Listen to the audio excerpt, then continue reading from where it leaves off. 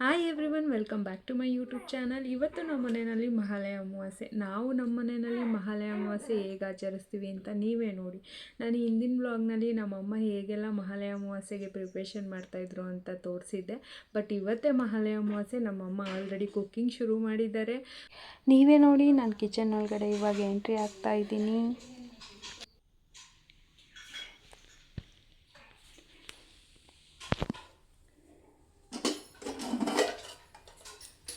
ಪಾಯಸ, ಇದು ಸಾಂಬಾರ್,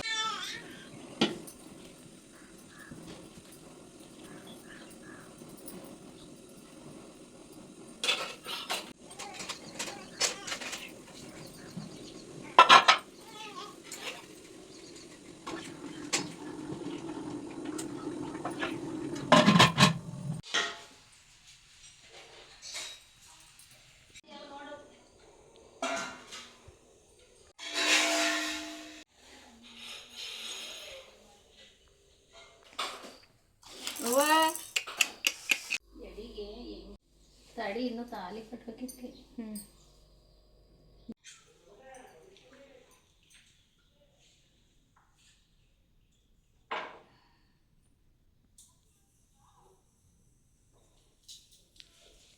ಇಲ್ಲಿಗೆ ಬರೋದೇನಪ್ಪ, ಮೇಕೆ 5 ದಿನ ಬದುಕ್ತ ಭಾಷೆ ಇಲ್ಲ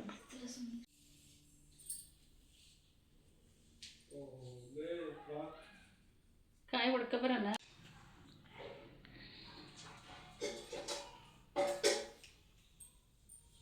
ದೀಪಲ ಕಂಬ ಇಡಲ್ವಾ? ದೀಪಲ ಕಂಬ ಇಲ್ಲ, ಅಲ್ಲವೇ ಕೊಡಿದ್ಲಿ. ದೀಪಲ ಕಂಬ ಅಲ್ಲಿಲ್ಲ, ವಾಸನದಲ್ಲಿ.